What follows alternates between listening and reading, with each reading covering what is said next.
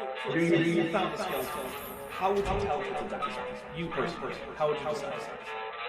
Well, interesting question. I don't know. I'd have to do some research on that.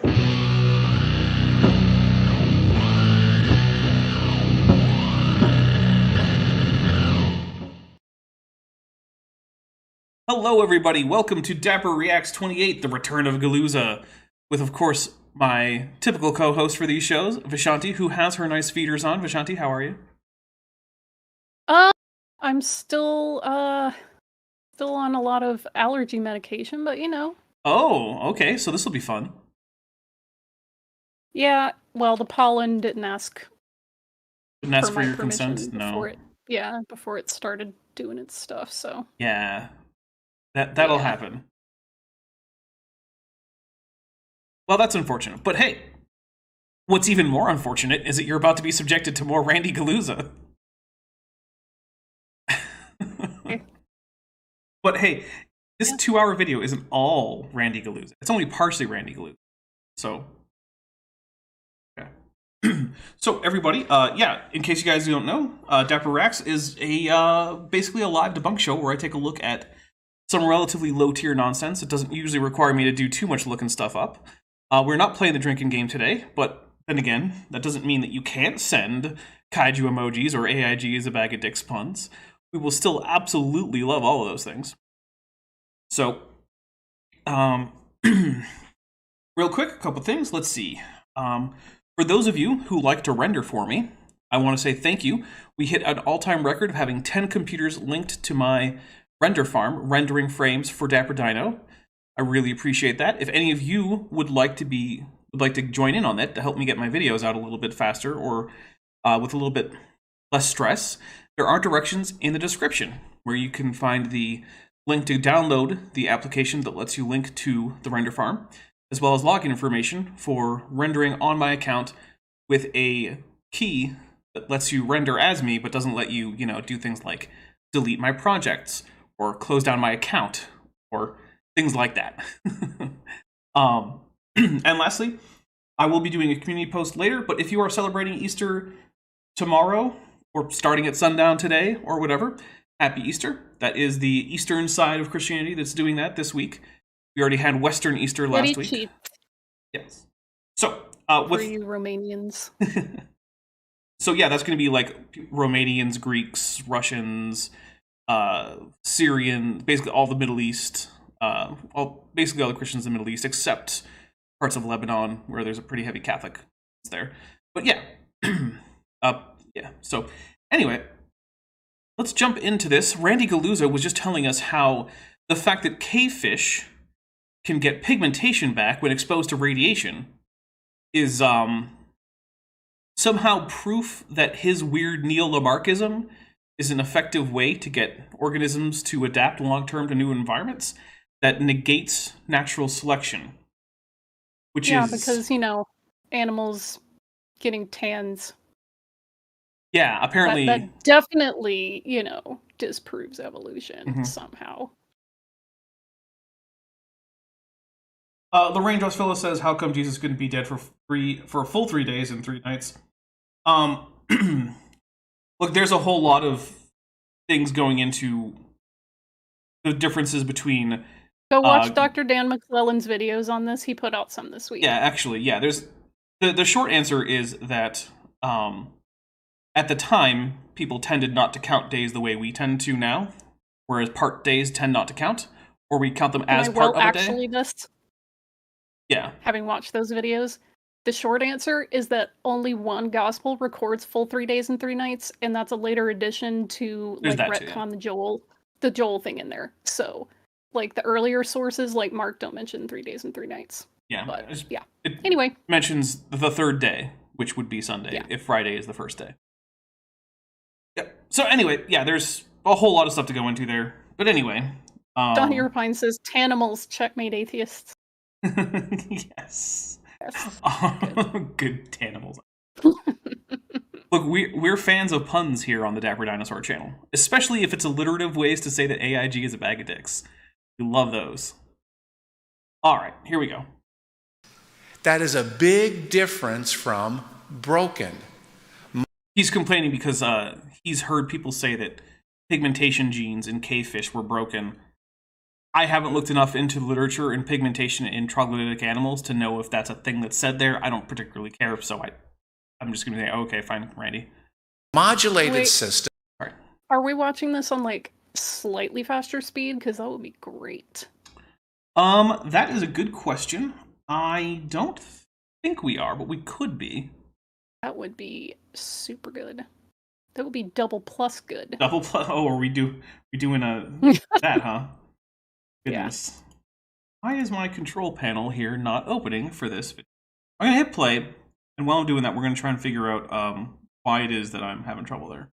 Systems are highly regulated, enabling creatures to rapidly self-adjust to different conditions. Now, that's quite a remarkable thing. Randy. This is the male. We had a female and a male in the same consciously. tank, and the male was... Yeah, that's one of the things, is he seems to think that, one, epigenetics is just how, like, all of this stuff happens, which is some of it can be explained by epigenetics, but then he seems to think that creatures are consciously changing their genomes, or their epigenomes, which is not really true. Not how that works. Yeah, that's not a thing.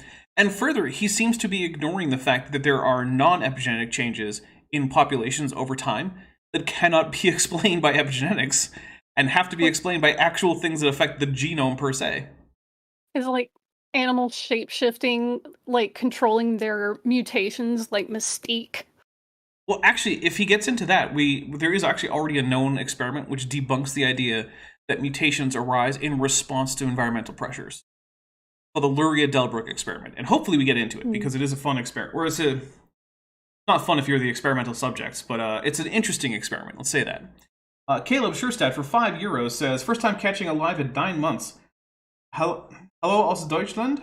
I see AIG is still a bag of buns holding badly prepared bratwurst. Yes, they are. Thank you. Very nice. And welcome back after 9 months. Goodness. Could have had a baby in that time. Long enough to, I was going to say that's long enough to bring a human baby to full term. Mm-hmm. Although if you get 10 people together to get pregnant all at the same time, they can do it in just a month, right? Pink also, and after 32 days, the male has also become totally pigmented again. So we repeated the experiment. We have this fish. You have a sided fish at the top. The fish at the bottom was the one we did experiment on. The females are a little bit bigger. You can see on this particular area. By the way, that cutting out is on the video. That's in the original. Sorry about that. Yeah, that's not... Amazing. That's a him thing. We exposed that fish to additional mimic sunlight. And again, after about 1 month, there was the fish.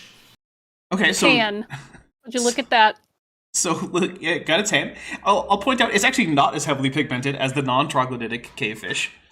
So, there's that. But also, Randy, your claim originally was that the eyes were also lost for the same reason that the pigmentation was. Where are the eyes at? Yeah, where are the Randy? eyes? Here, let's make sure that audience is on board with us. So we're going to start a poll. Like, remember last week when I was just like, where are the eyes? Mm-hmm. Does I will the go back to that. Middle fish have eyes? Why can't I type? E-Y-E-S. There we go. Yet. Yes, no, and we'll add, of course, turtle.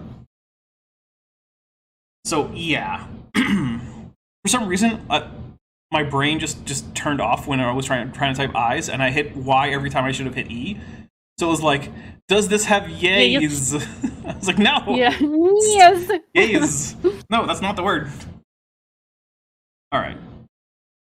Repigmented, totally functional system, so we can repeat this over and over again. And if you want to see some close-ups of this fish, you can see areas of the pigmentation. We're actually doing genetic quantification. Where are the eyes? Look, it got freckles. That's kind of cute, actually. I mean, look at it. It's got freckles. I like it. It does have freckles. All right, I officially like this fish. I don't like Randy, but I like this fish.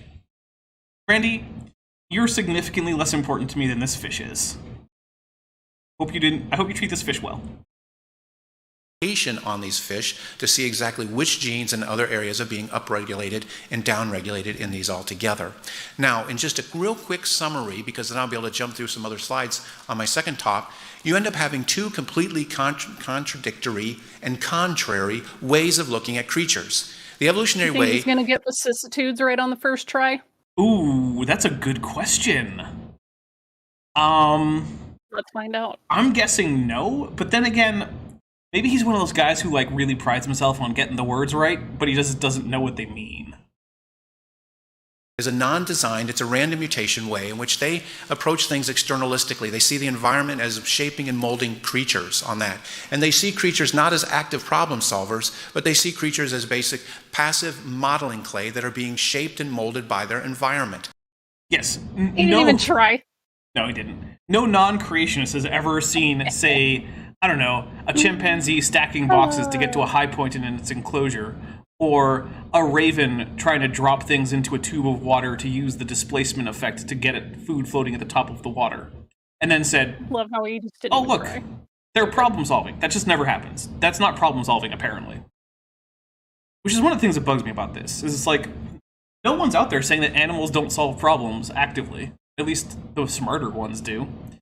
The question is like, okay, is a fish losing its eyes over multiple generations, because remember, it's not happening in one generation, and then also losing its pigmentation, perhaps as a result of epigenetics, or just, being pale because of no sunlight.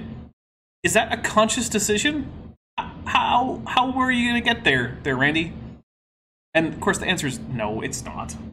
Randy has no mechanism by which the fish can consciously choose to untan itself. They do that because if you had creatures that could adjust themselves and could modulate themselves, that sounds way too highly designed and regulated. No, it doesn't. Okay. All right, man. I mean, this is just acclimatization, right?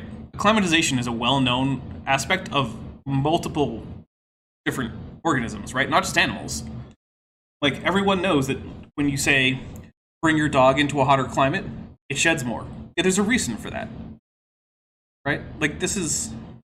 Or it's like, you ever spent a lot of time in some place with a significantly different climate, whether it's be warmer or hotter, and suddenly the same temperature that back home felt extreme, in this place feels nice? Yep. Yeah, like, I moved from Massachusetts to Arizona, and the temperatures that I consider cold now, after several years of being in Arizona, are very different from the temperatures that I considered cold back in Massachusetts. Like, yeah, man, I get 112 out here sometimes, and I'm like, yeah, that's really hot. But that's nothing compared to, like, 80 in Alabama. Oh, yeah, 80 in Alabama. Like, humidity, man, you just wanted to die. Ugh. Yeah, no. And the thing is, like, this is not something anyone's denying. And, like, yeah, today it was, like, 11 degrees out, and I was like, nope, too cold. And I was actually, like, on the phone with someone in Massachusetts, and they were like, what do you mean? That's really nice. I'm like, not for Arizona, it's not. Yeah. So, yeah. So that is why it's their theory which is driving their presuppositions, where they see these creatures as passively modeling clay being molded. And adaptation occurs completely in an undirected fashion in their view. No, it's the mutation. I wish I were drinking that right now. Like, there's gin in the refrigerator, or I put it in the freezer to keep it nice and cold. There's gin, I could just get some. This is driving me to it. I was gonna say, when you said we weren't playing the drinking game, I was like, are you sure you don't wanna... I might switch. You don't wanna do that? You know what, I might switch. We'll see how it goes up on the break, and at the break time... This is about to get real dumb. Yeah, so it's not that selection is undirected, right? Selection is directed in the sense that it follows fitness, right? So selection selects for fitter individuals, that is, individuals that can reproduce more as a result of the traits that they have that allow them to do so. It's the mutation, which is the background material that selection can select from, that is largely undirected. We'll talk about the concept of a fitness landscape, right? So imagine a series, like just a landscape, like with a series of hills, and there are peaks, and there are valleys, and there are ridges, things like that, right? It's just an actual landscape. Now imagine that there's something that comes through and just wipes out creatures that are too low on this landscape. So maybe it's a flood, maybe there's some kind of horrible toxic fog that can only go so high, I don't know, it doesn't matter. Obviously, the creatures that can make it to the tops of these peaks are going to be the ones that persist throughout time. This is a concept that's used in evolutionary biology, where instead of actually a real landscape, you have a hypothetical landscape, where you have a multi-dimensional surface. It's not just 2-dimensional or 3-dimensional, right? It's multi-dimensional. But the peaks, one of the axes is fitness. And so those creatures that can get 2 peaks tend to persist. But over time, the shape of the landscape also changes. So where the peaks are changes, and populations have to either follow the new peaks as they come, or they go extinct. Now, at any given time, we're talking synchronically now, at any given time... Synchronic. What a good movie. It is a good movie. But I'm here contrasting it with diachronically. Okay. So diachronic and synchronic are... So diachronic is when you're looking at a system over time. Synchronic is when you're taking a snapshot of a system and looking at it right now. So at any Synchronic point... is when you take the pill made from the red flowers and you time travel. That's also that. It was an excellent movie. Yeah. Although I don't get why the protagonist didn't just fly around more. Like, he's got the wingsuit. Why didn't he bring it with him? Right. Well, it's also like, how do you go up against the hoodoo sticks? Well, okay, maybe flying doesn't help much against the hoodoo sticks. Chat has no idea what we're talking about. They're completely lost. They are completely lost. All right, so again, looking at a fitness landscape synchronically, so at any given point in time, the fitness landscape is a thing that objectively exists. And populations, sorry, by and large, cannot move downhill on the fitness landscape. They can essentially only move uphill. And so that means that the selection, which is what's pushing you uphill, is not undirected. It has a direction. It's uphill. Mutation can push you in any direction. That's what's undirected. So Randy is here just portraying a basic misunderstanding of like the most basic aspects of natural selection that you get to like outside of high school, right? Like we're talking like, did you get to a freshman level evolutionary biology course in your undergraduate work? If you did, you'll know about fitness landscapes. And you'll know why what Randy's saying doesn't make sense. Apparently, Randy didn't do that because, again, he's like a mechanical engineer, not a biologist, so he doesn't know what he's talking about. And we have a couple of super chats. Average Cobra Content Official says, I don't drink, and I've thought hard about getting a drink for some of these. Man, I was saying to Bent earlier, like, nah, I can't drink for this. Today's going to be a caffeine day. I'm going to be out of it if I drink. And then Randy started up, and I was like, oh, why didn't I pour some gin in a cup? So I get it. DM Wing for $5 says, I love continuous environmental tracking so much. It's such obvious gibberish that even other creationists won't touch it. It's true. The other creationists are like, dude, no, please stop. And he's like, nope, I'm going for it. And there's when you're too cringe, even for the other creationists. Even Kent Hovind accepts natural selection. Like, CET is so crazy, it manages to exceed 1,000 millihovind. And that's impressive. It's almost impossible to do that. And yet... It's like breaking the wart barrier. Seriously. All right, here we go. Yeah. An undirected way in which you have to have a copious amount of genetic change, which in this room we would all have different genetic changes, and if I were to expose you to different environments, some stressful ones, only the fittest would survive. And who would that be? Me, of course. I mean, it's my story. I get to be the fittest in this story. So it is a hit Randy, you're and not miss. even the fittest in the room. Probably not. Especially given that I'm pretty sure his reproductive years are past. Which means that, because you gotta remember, survival of the fittest is kind of a silly phrase. I don't like it. Darwin used it, but most biologists today don't use it. And here's why. Ultimately, survival only matters if you survive to reproduce, in terms of evolutionary biology. Now, I'm not telling you that as a person, your goal in life has to be to have as many kids as possible. Right? We're talking about what populations do over time. You don't have to care about that for your personal life. But what happens over time in population... Traits that are, like, legitimately detrimental, but they get passed on because they don't manifest until after an animal is reproduced. Mm-hmm. See, also, the pig whose tusk grows into its own skull. The Barabusa. Or Babarusa? I can't... It starts with a B. It's a pig. Its tusk grows into its head. It's really dumb. And by the time that's already happened, it's already reproduced. So, sucks to suck. Lorraine Drosophila says, when did Hovind agree to natural selection? So actually, in his discussion of the peppered moths, he actually does not dispute that it is the increase in soot on trees that caused the change from what was previously the wild type to a largely melanistic morph of moths, and then back again. He does, however, for some reason think that some aspects of the experiments were staged, and I don't know why. But then he says, but that's not evolution, even though it absolutely is evolution. Well, they just glued the moths on this one tree. Right. Which they did, mostly because it's not easy to get pictures of two different moths standing still on a tree for very long. Let me get my trained moth here. Right. Yeah. So, even... Stand still, little buddy. Given that, yes, these are staged photographs, you then have to go ahead and say, okay, but are they representative of things that actually happen in nature? And the answer is yes. Yes, they are. Right? It's like if you had a whole long discussion about, I don't know, like lions in your book, and you took a picture of a taxidermy lion, and someone was like, oh, but that's not a real lion. It's like, yeah, okay. Does that mean lions don't exist? What's your point? Do you want to go out in the wild and get that close to a lion? Because good luck. Right. So, yeah.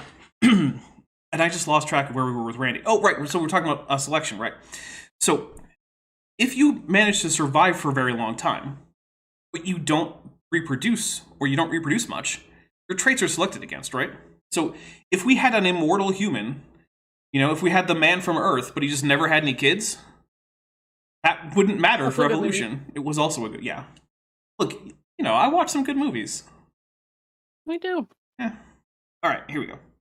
Trial and error system, of which only a few survive. And so in their view, adaptation and extinction go hand in hand. No, not really. So extinction is a thing that happens when populations fail to sufficiently adapt in time to changing environmental factors, but it's not a requirement of evolution, right? Things would still evolve if no populations ever went extinct. Now, over time, extinction does happen, and I don't think that Randy is going to try to argue against that. I don't think Randy would argue that somewhere out in the deepest reaches of, like, the jungles of South America or something, there's an actual T-Rex roaming around because extinction isn't a thing. I don't think he's going to go that far. So everyone agrees extinction is a thing, but it's not something that's required by either creation or evolution. It's what you might call, like, non-discriminating data. That extinction happens doesn't help you either way. Also, I know you're a troll, but Vesuvan doppelganger, peppered moths thing is absolutely evolution, because evolution is a change in the population genetics over time. Mm-hmm. If allele frequencies changed over... Allele frequency, thank you. Yep. Stupid Zyrtec. If allele frequencies change over generations, evolution has happened. But hey, Vesuvan doppelganger, if you would like to have a discussion about what evolution is or isn't, and whether or not it's true or whatever like that, you can set that up. I will host you on here. And I will be polite, because, I have multiple conversations on here with creationists. I tend to be pretty nice and polite and patient and whatnot. And yeah, so feel free to set that up, because I would love to have a discussion and explain why, yes, it is in fact evolution. I'm ending the poll. Does the middle fish have ears? Of course, turtle won with 81% of the vote. And then no got 16%. And then somehow one person who voted yes exists. I don't understand. Maybe it was just trolling. Where are the eyes? I mean, he did draw in little yellow points around where the orbits would be. And also, sorry for the car. I can draw it on too. I mean, I could draw a mustache on something. Does that mean it has a mustache now? Yes, it does. That is how it works. Awesome. Yeah, so you can give anybody a mustache IRL just by drawing. It's a completely death-driven view. Embiid says that I could try ipratropium bromide nasal spray. It's essentially what's used for asthma, but in your nose. I mean, it's mostly that I need a combo of, like, antihistamine and pseudoephedrine. So, yeah. And it is a very iterative, as it says, shows on the bottom, gradual, and it's a very linear process. Or as Darwin himself said, it would be due to numerous, successive, slight modifications. Now, what I presented at my first talk was a completely different view. Yes, but Randy, it was a view where this... Okay, so, in case anyone doesn't remember, One of his biggest pieces of supporting evidence for this, which also the Screen Geek has just joined the channel at the tetrapod level. Welcome, Screen Geek, and everyone, send tetrapod emojis. Tunicates! Don't send tunicates Send emojis, because pelagic tunicates are disgusting. Horrible abominations. Only send tetrapod emojis, and ignore Vishanti's insistence. Oh, the Fearmonger official just said only. I expect it from her. April Van Ritt. Oh my goodness. Everybody Rise, tunicates. I'm fed up with this world. Everybody betray me. Stop betraying me! You're tearing me apart, Vishanti. Alright, here we go. It is a designed, purposeful, adaptive process. You notice it's the exact... Oh wait, I forgot his previous show. That's what we were talking about. I gotta finish talking about that. Okay. So, one of his best pieces of evidence, right, was this subfamily of beetles in which numerous forms of myrmecoid beetles existed. For those of you who aren't super up on your Greek, myrmecoid means ant-like. So these are beetles that take on the shape of ants. Lorraine Drosophila for $2 says, Vishanti, what are you eating? Looks yummy. Oh. Cheese and crackers. There you go. Specifically, sharp cheddar cheese and Ritz crackers. Ah. I know I'm like I'm an inveterate snacker, but I have a really, really, really, really high metabolism, so yeah, sorry. I mean, if it gets to be like too much or if it's distracted, let me know and I'll like not do that. You're like a hummingbird. Yeah. If you don't eat 3 times your weight every hour, you die. I mean, it's pretty close to that. So, except I'm the opposite of a hummingbird in that I would rather just hibernate than just all over the place. That's why you take so many naps. Yeah. Well, that's because you can go into torpor during your naps, just like a hummingbird. That's right. I can go to torpor. Okay, so Randy... You don't even have to put a stake in me either. Oh, we're mixing up hummingbirds and vampires. Fun. Now we just have to find the vampire hummingbird. The hummingbird that has secondarily become just a hemivore and sucks blood out Honestly, of creatures. I bet that, okay, if Gangrel can turn into like animals or have like wolf familiars and all the like other animal familiars, and you can bind them to you with animalism, there's a way to do it with hummingbirds. Awesome. There's got to be a way. Also, Danny Isinga has just sent their first ever super chat. So thank you very much, Danny Isinga. I really appreciate being the one to whom you giving your first super chat. It is an honor. And also, Danny says, for €6, this super chat was sponsored by the Pelagic Tunicate Fan Club. Horrible, but I'll take their money. It's no backsies. So anyway, now Randy claimed that adult beetles, in the presence of ants, could turn into myrmecoid beetles. There's a few problems with this. First, the paper that he used said exactly not that. Instead, myrmecoid morphology was restricted taxonomically to certain species or clusters of related species.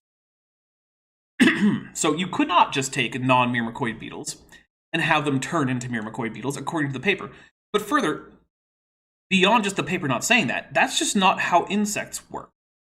So we're going to talk right now about insects that go through full metamorphosis, right? You start off a larva, well, with an egg, right, that hatches into a larva, that pupates and turns into an imago, or an adult. Okay, so you probably know about that, like shedding, right? Like arthropods shed their exoskeletons. So, you know, crabs, lobsters, shrimp, but also spiders, scorpions, they all shed their exoskeleton, but so do insects. But here's the thing. Each of these is sometimes called an instar if it's certain insects. Doesn't really matter, but the important thing to note is that insects have one final molt.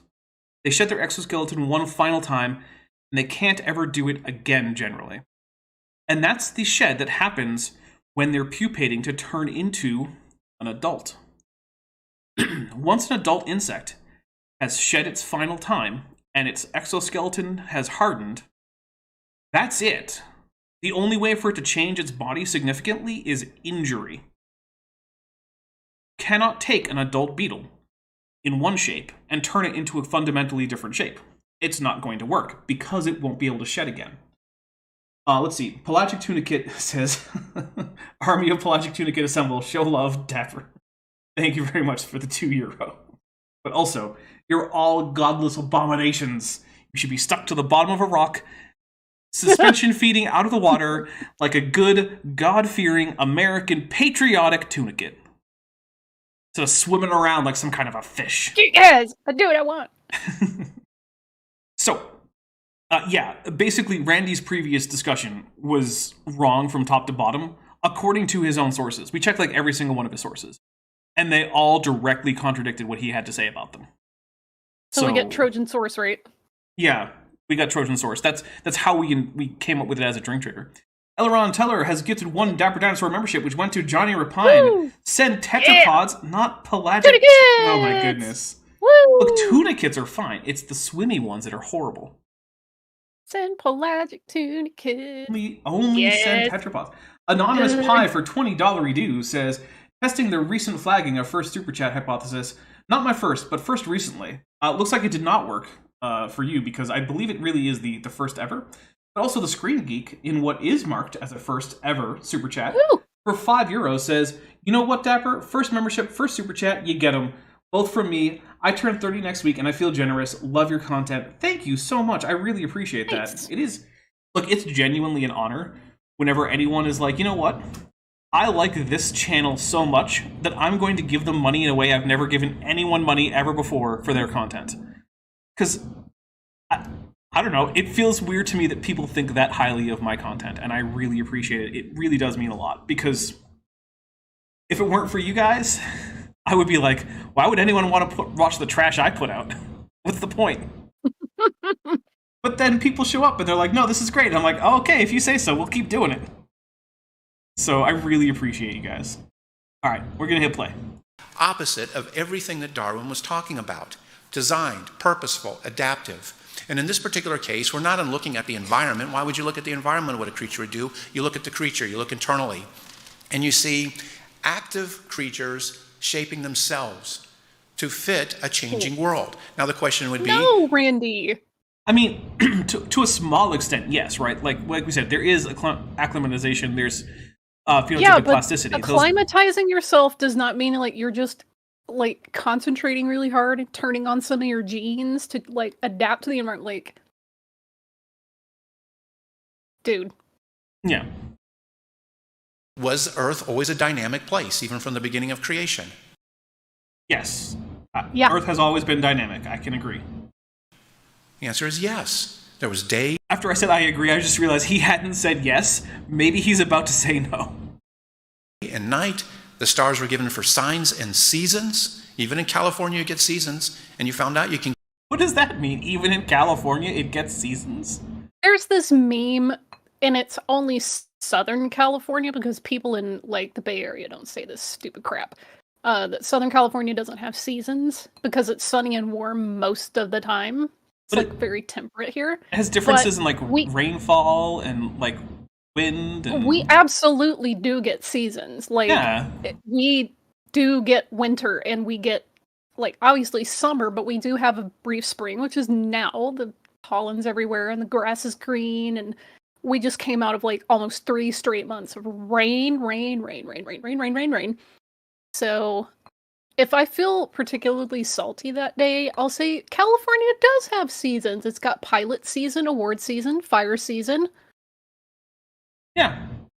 But no, we do get actual seasons. It's just such a meme by now, and I'm like, you've never been here, have you? No, probably not. It's a great way for me to tell. I've been to Southern California, and I remember there being seasons. In fact, actually, I used to go there all the time. I used to be spending a lot of time in Southern California when I was in the Navy. Because, like, if you visit here in July, and you visit here in, like, mid-January, those are not the same. No, they're not. They're not the same at all. So... Get a lot of snow on those things. And then creatures were commanded to fill the earth. Now, I can see when snow, creatures fill... like, on the mountains from my apartment. What is he on about? Yeah, I don't know.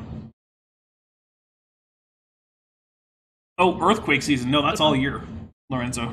Yeah, that's all year. There's not an earthquake season. Yeah, that's whenever. There are some people who believe that there are certain like weather conditions that'll trigger earthquakes, and that is not correct.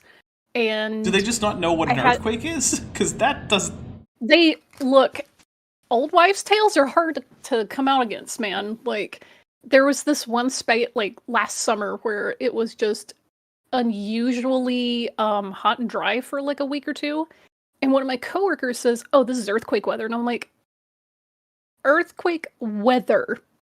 How does weather affect miles below the earth? They were like, no, you'll see it. We're going to have an earthquake here soon. And I was like, I've also met people who said the same thing with solar activity, which there's no actual correlation with. No. Yeah. And so I kept my eye on all the little trackers, and nothing. Yeah. No, it's... nothing beyond the daily, maybe one or two that no one feels. It's just so dumb. Yeah, they just were insistent. I'm like, honey, you need to learn how geology works and how meteorology works, because no. Neither Earth weather nor solar weather can predict earthquakes. Sorry, everybody. It would be great if it could, right? Because we have a better way to prepare for earthquakes, right? But yeah, and like there is only a slight correlation between certain atmospheric conditions. But it's not like, oh, this particular hot and dry combo caused an earthquake. It's not like that. No. So, other creatures' environments, do they change them for those creatures? Yes. If I fill your environment, I change your environment for the better. Randy, I don't want you to fill my environment. I don't... No. There's no way I can take that makes that a positive experience for me. On that. So we change these things all the time. So Earth was always a dynamic place, and creatures always had to be adaptive. And we don't see it as a unregulated, but adaptation is a highly regulated, rapid, and repeatable process. In some ways, yes. Because again, fitness landscapes are objective, and certain relatively easily done modifications, like overall limb length or something like that can easily evolve more than once. And in fact, evolve more than once, as we already saw in the papers that he presented last time, which again, remember, we're talking about how natural selection worked to cause changes in allele frequencies in populations, the exact thing that Randy says is not happening. And he used sources that said, yes, this is exactly what's happening. Which is always fun. When you definitely read the source. Right? And that they produce solutions which are not haphazard and hit and miss or trial and error, but with a design process, you produce solutions to problems that are highly targeted, highly purposeful, and directed to solve the challenges. Does this make sense? This is why it is a completely different view of Darwinian approach. Therefore, we can't just say we're going to live within the Darwinian explanation and tweak it and modify it a little bit. Mm. Darwin was completely wrong. No one cares, Randy. Yeah, first... No one cares. No one cares about Darwin. Well, okay, that's not true. Historians care about Darwin. But, yeah. Lorraine Drosophila says, former California, let's agree, bristlecone pines are number one. Bristlecone pines are pretty cool. Not gonna... Pine cones, I thought pine trees were extinct. That's a good point, yeah. Pine trees are extinct, according to Kurt Wise. Rip pine trees. It's weird because I remember seeing pine trees all through my time growing up, but now, that kind of makes sense because as a dinosaur, I guess I was just growing up before they went extinct. But what do people use for their Christmas trees now? I guess they're just all artificial Christmas trees? Yeah, even the ones that leak out all that gross sap, that's just fake, like synthetic sap that they inject into the fake pine trees. It's just melting plastic. Oh, okay. Why does it smell like pine though? I mean, it's just a special we can kind make of perfume, so why can't we make scented plastic? Okay, so it's scented plastic that melts because of the heat of the lights. I mean, what do you think scratch and sniff stickers were? I guess I never really thought about it. Yeah, that's a good point. I never really thought about what scratch and sniff stickers were made of. Oh, we have a couple super chats. So let's see. Just one that I haven't gotten to. Too Young to Feel This Old for $5 says, as of last night, I am now a snake owner. Oh, awesome. Adopted a little guy from a friend leaving the military. The kiddos are in love. Pelagic tunicate uprising. What? You had to ruin it right at the end. Too Young to Feel This Old. Very, very disappointing. However, what species of snake is it? I would be interested to. That's cool. I like snakes. Snakes are cool. Snake. By the way, snakes are lizards. Don't ever let anyone tell you that you don't have a lizard if you have a snake. DM Wing for $2 says, I bet you thought birds were real too, Dapper. No, I know birds are fake, right? Birds used to be real. But in the 60s, they were all replaced by spy drones by the United States government. So, for most of my life, birds were real, right? Because I grew up in the Jurassic. So for most of my life, birds were real. But they're not real anymore. Obviously. Everyone knows. On his explanations. You have to leave it behind and go with a fully engineered, fully designed mechanism. And that... Fully automated gay space luxury communism. Yes. I tell you what, Randy. When you actually manage to demonstrate a mechanism that's not natural selection and publish on it, I'll be all ears. Even though I don't have like external ears, I just have little flat holes in my head. They'll be all about listening to what you have to say about the mechanism that you actually discovered. Because the thing is, we have experimental verification of natural selection all over the place. In fact, actually, let's use the Luria-Delbruck experiment that I mentioned earlier to talk about it. So, the Luria-Delbruck experiment is an experiment that predates modern genetics. This is before we even figured out that DNA was the molecule of inheritance. But we still had some stuff figured out, right? So we knew what mutations were. We knew that there was something carrying inheritance, and that at least in eukaryotes, it was divided onto chromosomes, but that bacteria didn't really seem to have it. And we knew that, you could have like dominant and recessive and codominant traits, and that these traits could be chromosomally linked. We knew all that, right? We didn't know exactly how, exactly which chemical it was that carried this, or how the nucleus worked. Didn't know any of this. But there was this idea. What if mutations actually arise in response to environmental pressures? Which would actually go a long way towards making Randy right. If you could induce mutations in your own germline that would let your children survive better in new environments, that would make Randy's idea basically true. So the experiment went like this. Well, let's take some bacteria and we will expose them to increasing amounts of antibiotics. Of course, there will be die-off, but here's the thing. If bacterial populations mutate in response to the new pressure, then they should all develop similar rates of antibiotic resistance over time in similar amounts of generations. If, however, you take... Oh, and inquiry for €5. 1 second.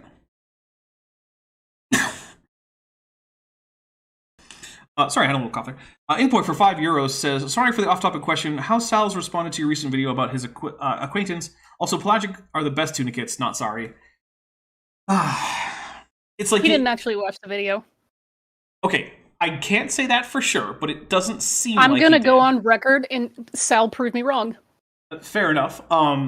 Actually, you know what? Let's just look at it, right? Let's look at the response, because there actually was one, and we might as well take a look.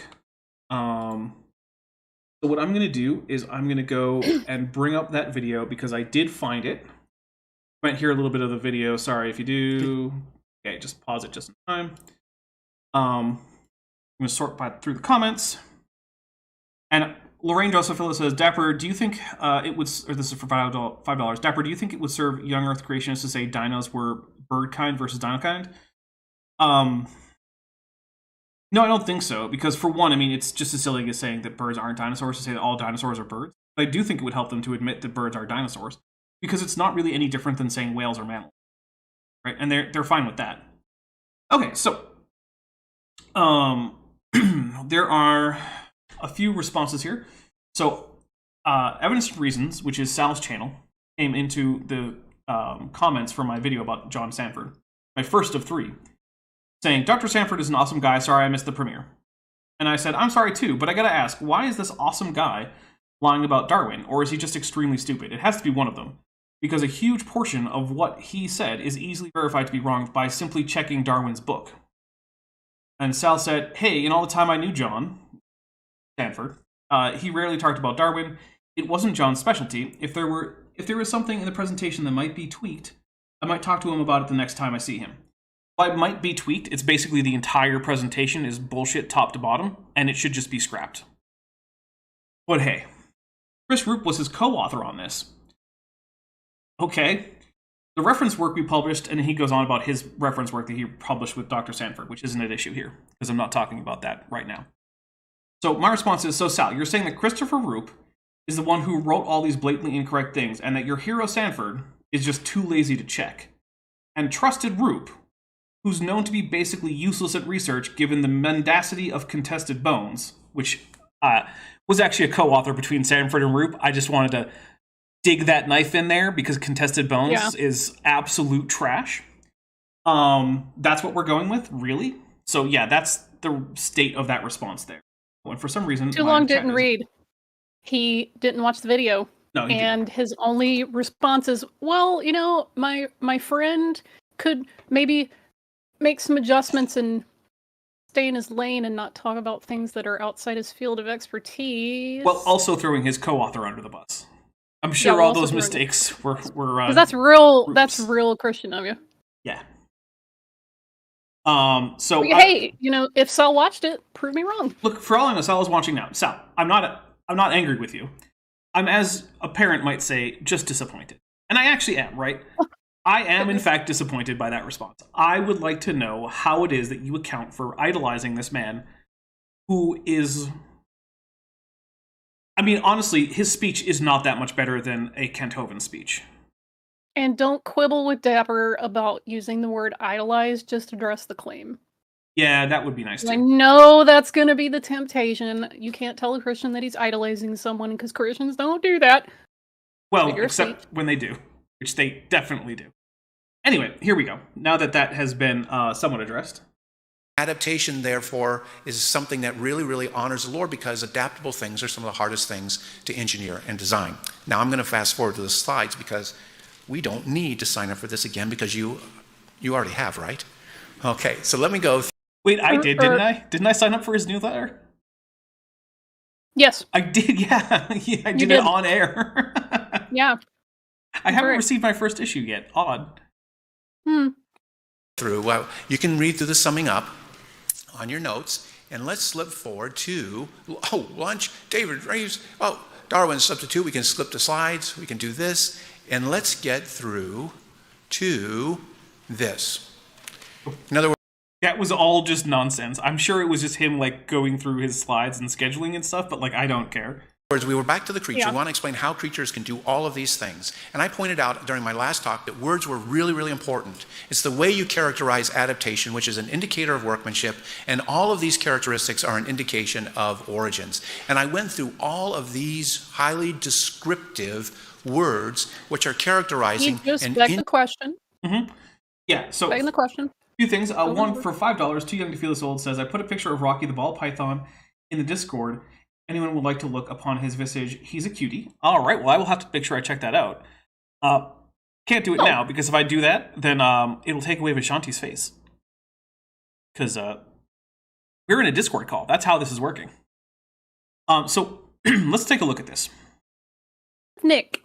So basically, in order to say that there is design in life, he's saying that, well, a characteristic of design is purposeful, regulated, complex, targeted, orderly, specified, fitting/suitable, and then I guess there's one more, so we'll let him get through that one. Okay, precise. Here's the problem, right? Everyone is acknowledging more or less the actual facts of biology in terms of biochemistry and anatomy and morphology of organisms as they currently exist, for the most part.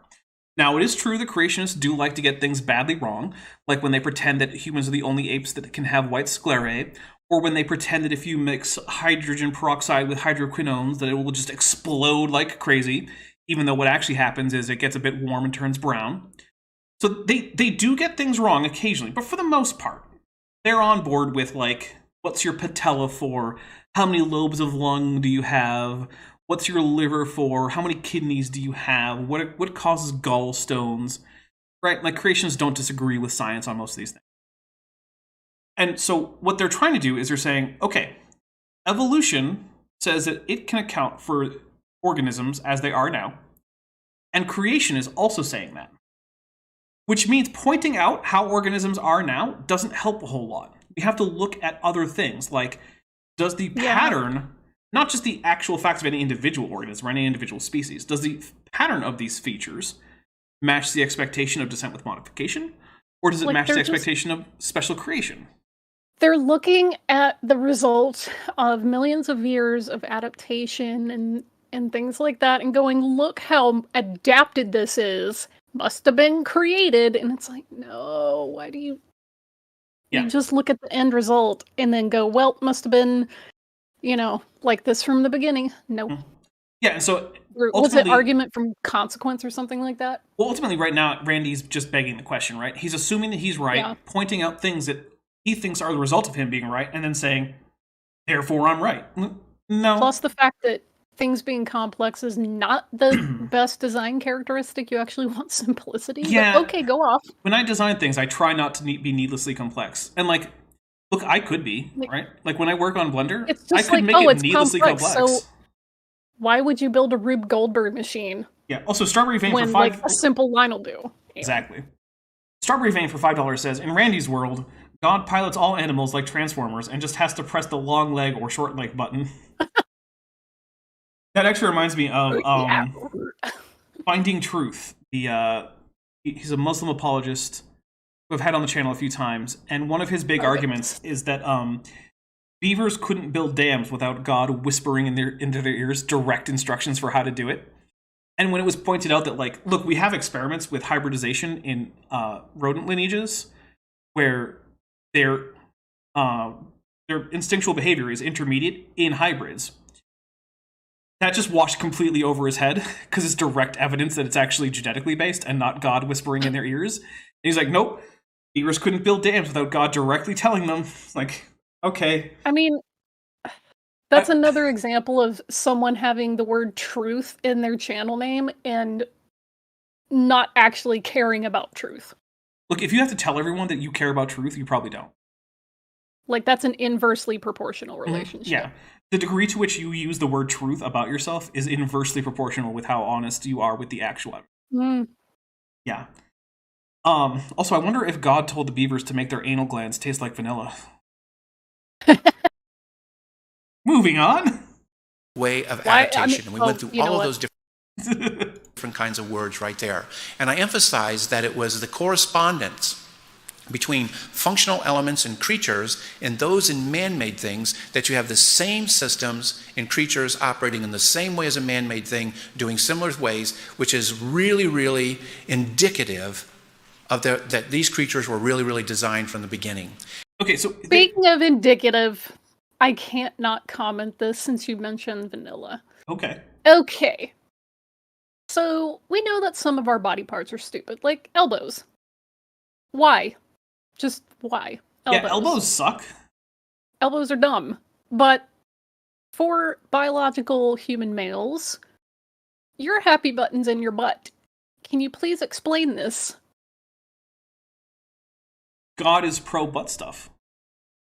Problem solved. I mean, he must be. I mean, otherwise it wouldn't be in the butt. Yeah. God just... What in the butt? What in the butt? Yeah, so if anyone ever tells you that God is anti-butt stuff, you can just point out that that's obviously not true. Prostate glands in your butt. Try again. Yep. Argument invalid. Exactly. So, I do want to talk about something to do with the commonality between human designs and nature in regards to this, and I'm not super happy that where I posit is a picture of Richard Dawkins, of whom I'm not actually a huge fan, but, you know, it is what it is. So, let's say that you have a biological organism that needs to accomplish some task, right? So, for instance, it needs to do something like fly. And you also have a mechanical machine that needs to do the same thing. There are a limited number of ways... Uh-oh, what'd I miss? Johnny, your Pine's comment in the chat. Oh my god. Oh, oh my goodness. Yeah, I'm not sure I can say that. It'll be on. It's on screen. So anyway, oh my god. So there's a finite number of ways in which you can get a heavier than air object to stay aloft in the air. It requires you of physical necessity, to balance out things like drag, buoyancy, lift, and thrust. There it is. Sorry. Buoyancy is usually not counted because usually buoyancy is in the same it's not strong enough to overcome gravity, so you can kind of just cancel it out, but technically it's there, I guess. Whatever, it's always a force acting on you if you're in a fluid medium, whatever. So because there's only a finite number of ways to do that, whether or not something has evolved or been designed, there will be similarities. For instance, the existence of wings as lifting bodies is a requirement for heavier than air flight. Unless you're going to do rockets, which, generally speaking, animals aren't good at rocketing, so we can ignore that for now. Which means fixed-wing aircraft, or even ornithopters, are going to have similarities in wing shape to things like birds or pterosaurs or bats. The fact that physical reality requires things to have certain characteristics in order to do certain things does not mean that the fact that whether they're designed or not, they come out similar, is somehow evidence that the things that may or may not have been designed were designed. Right? That's not how that works. You can't get from there to the other one. It's the same thing with, like, hydrodynamic shapes, right? Like, why do dolphins and sharks and ichthyosaurs and tuna all have similar shapes? Well, because there's only so many shapes that can cut through water quickly. And they also have the same shapes as things like, submarines or other watercraft. It's not an accident, but it's also not an indication per se of design in those organisms. All right, here we go. Also, animals that cut through the water that don't have an exact fish shape. Yeah, like those cool little sea slugs that are shaped sort of like fish, but not quite, and they swim through the water. Huh. Yeah. Of course, then there are also horrible abominations like pelagic tunicates. And so now picking up, this is why Richard Dawkins, who is a full atheist, he's a full atheist, guys. Oh my god. He's not a quarter atheist. He's a fully formed atheist. He's not half an atheist. But also, this is not why he's an atheist. Yeah, no, it's not. Oh my goodness. Complete unbeliever. Also, who cares? Yeah, I don't know. I don't particularly care what Dawkins says about things generally. You know what? Just mark off the not younger creationist equals atheist square on your bingo card. Just go ahead and mark it. He can say, when he looks at humanity, and as humanity looks at creatures, he can say that we are entirely accustomed to the idea that complex elements is an indicator of premeditated, crafted design. And this is probably the most powerful reason for the belief held by the vast majority of people that have ever lived in some kind of supernatural deity. I don't know if that's a good argument. Agreeing with what Randy's saying. Yeah, he is, basically. Oh my goodness, Randy, you're too dumb to see when, like, there's a I can't. But I also don't know if that's the reason that most people have believed in some kind of supernatural deity. Look, religious belief is complex and multifaceted, and I don't think we can probably just reduce it to some one aspect like this. I think there are probably a number of reasons that people have believed in supernatural deities throughout time, and I think a lot of them have more to do with social pressure than just the appearance of design in nature. But I don't really know. I don't have access to all the people who've ever lived to ask them, and I suspect modern young Earth creationists will be like, oh, look how complex it is, therefore God. People in the past might have said that, but it's not the reason. Yeah, but hey, you know what? It is about time for us to take a quick break. I need a refill on this drink. I'm actually not going to be pouring gin into it, because I do want to be functional for the rest of the day, and I feel like going full in on gin here at 1 p.m. is not going to facilitate that. So, we will be right back. Enjoy while we're gone the musical stylings of one Beethoven, no relation, and we will be back in just a few minutes.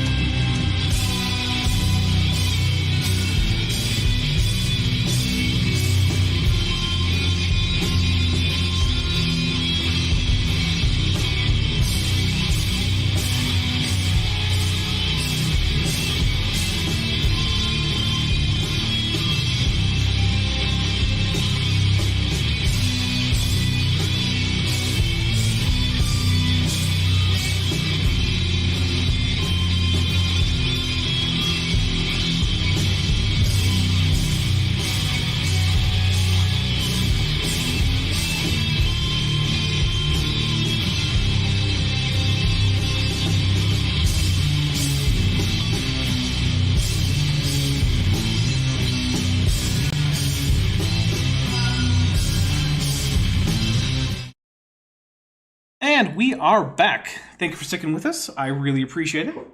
While we were gone, I got a €5 super chat from Pelagic Tunicate Truth Official. Okay. Who says, I am highly concerned about truth. You can trust me. I have official in my name, so you know that I am telling the truth. Oh, I love it. Yes. Amazing. I knew it was going to be good once I noticed your name had changed to have truth official at the end. Goodness. It's always like flat earthers, creationist, anti-vaxxers who are putting truth, or sometimes it's like ghost people, like, oh, we're going to talk to ghosts. Yeah.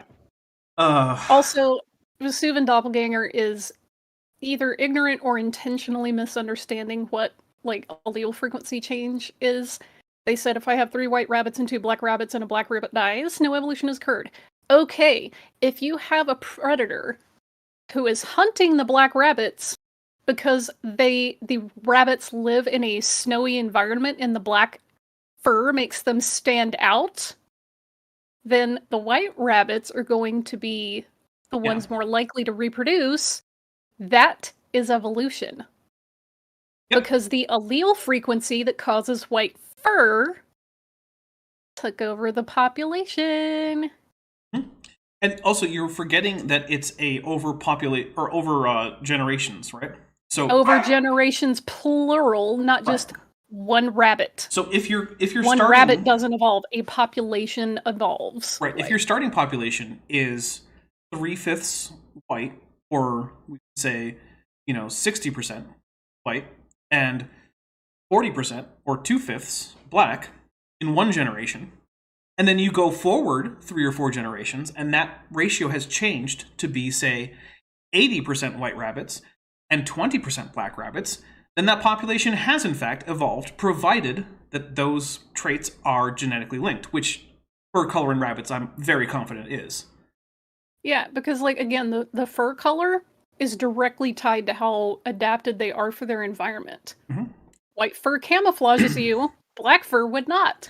Therefore, the black fur is less likely to be passed on. It doesn't mean 0% chance. It doesn't mean never. It means less likely. What I do wonder, I know creationists struggle with uncertainty because they're just afraid of anything that's not like 100%.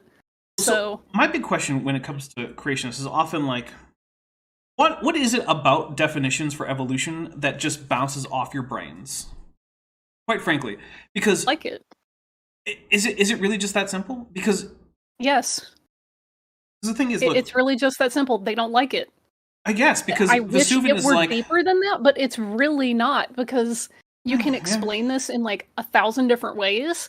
At the end of the day, it's I don't like it. Okay. In fact, there are some creationists, like when I was a younger creationist, any usage of the word evolution, even outside a scientific context, used to make me tense. Which I hate that word. Really? I just didn't like it. Yeah, and because evolution's a bad word if you're a younger creationist. You can't accept any iteration of it. A small iteration or a big iteration, like, it doesn't matter. And it's just one of those things, like, they just don't like it because they have chosen theology over scientific facts. And in this case, we're just ignoring, like, an entire half of the definition, right? It's changing allele frequencies. Okay, but there's the other part, over generations. Over generations, because, again, individuals do not evolve. Populations evolve. And they only evolve, again, if we're going to bring in the word diachronic, they only evolve diachronically. You have to look over time. All right. And they're like, oh, everybody just says you need time. Haha, time's a magic book. Like, dude. To be fair, it has to take time. Like, okay. Vesuvian hasn't said that yet, so I don't want to impute an argument onto Vesuvian that he hasn't. No, I'm just saying, like, as a thing, like, you've heard creationists talk about, like, haha, you guys need lots of time. It's just imaginary. You could just make it up. Like, you literally believe in creation ex nihilo. So I don't know why you're sitting here going off about, like, things need time to happen. I love it when we live in space-time. I love it when creationists who are ex nihilo creation types complain about evolution. They can't cover nothing. Yeah, evolution violating the laws of thermodynamics. It's like, dude. And I'm just like, you literally believe everything came from nothing. That's literally what creation ex nihilo means. Yeah, what? Yeah, maybe best not to do a measuring contest on who's more consistent with the laws of thermodynamics as an ex nihilo creationist. But hey, when you definitely understand, how the laws of thermodynamics work. Let's hit play and get on with this Dawkins talk. Because for some reason, Randy is citing Dawkins, which not even very many evolutionary biologists are wont to do. But even Randy's arguing that complexity is evidence of, supernatural design, so why is he quoting this as if it's some gotcha? I don't know. Maybe he'll explain it. Okay. What he's saying is this: when people look at creatures, they intuitively sense. Birds have wings. No, that's just a fact, Randy. That's not an intuitive sense. That's just a thing. It is true. Birds have wings. Except for, some, moa birds or something. These are designed for purpose. That right there is begging the question. You can't just assume that at the outset, because that's just assuming your conclusion. Savage Cobra Kinda Official for $5 says, and you tie that whole inerrancy thing into salvation and identity. When you hear something that makes more sense than what you see, that's Satan. I mean, maybe that's why I'm no longer a young Earth creationist, because I never did that. It's a very multifaceted thing, but I mean, yeah. And that they were highly crafted and that they were created. And therefore, we concluded that a design-based explanation is a theistic explanation, fully theistic. And that also doesn't follow. You could have a non-God entity that's designing life. Of course, I guess at that point you get into things like, well, what is the definition of God? But if I were to go with advanced aliens, yeah, that's unwelcome nuance. Well, yeah, but if I could go with advanced aliens who themselves were not designed, then went on to design life on other planets, that would be a non-theistic intelligent design option. So I love what Zarillon says. Wings are designed for a purpose. That's why hawks, ostriches, and penguins all use their wings for the same purpose. Yep. Yeah. That whole "it's designed for a purpose" does kind of start to fall apart when you look at things like exaptation and vestigial organs, where it's hey, so penguins accepted their wings for fins. What's up with that? Why don't they just have purpose-built fins, fish? Right. Or I mean, hey, fast forward a few million years, penguins might have fins. I mean, they already do. They might just have better fins. Yeah. Or then you can get to things like, hey, ostrich wings. They don't fly at all. They have all the musculature. Well, they don't actually have all the musculature. A lot of it's atrophy. Can't talk. Atrophy. There it is. But they have all the ligaments and all the bones needed for flight. So, what's up with that? Instead, they just use them for display and a little bit of balance when they run. And for looking fabulous. I said display. That's what display is, isn't it? Same thing with peacocks. Yes, that's true. Fabulous. Therefore, evolutionists have to address those same things. They look at the same baby and they have to explain, how did these creatures get these features? And in their view, it's the cumulative adaptations that produce creatures. Mm-hmm. Yep. Yes. Correct. I mean, at least he's right about this. That is, in fact, the conclusion. Yep. And all of their abilities. So when evolutionists see that baby, they do not see something which was a fully functional, completed entity. What? Savage Cobra says that baby has the same look that Randy Guliuzza has when he sees a technical paper. Oh, yes. So amazing. So there's a few things. What does it mean to be fully functional? Is a baby a fully functional human? I mean, in most ways, no. It can't talk. It can't walk. It can barely think. It can't feed itself. Yeah. It depending on its age, when babies are born, they can't even see right side up. They're still seeing upside down. They're not even aware enough of their own bodies to stop themselves from scratching their face up with their stupid razor-sharp nails. I mean, is a baby a fully functional organism? I would argue no, not really. I mean, it's alive and it's gonna be growing and stuff, but what do you mean by fully functional? Right. And also, what do you mean by completed? I mean, it's not an adult, so it's still growing, but it's not... It hasn't reached its final form. What are you talking about? Right. But also, it's not half a baby. I love it. I know. I love what Anonymous Pie put in the chat. Said kiwi eggs design. Yeah, okay. That's rough. After this, that and hyenas. Woo! Oh man, yeah. Look into kiwi and hyena pregnancy, or technically is being gravid for a kiwi, but whatever. And then be happy that you're not a reproductive age spotted hyena or kiwi.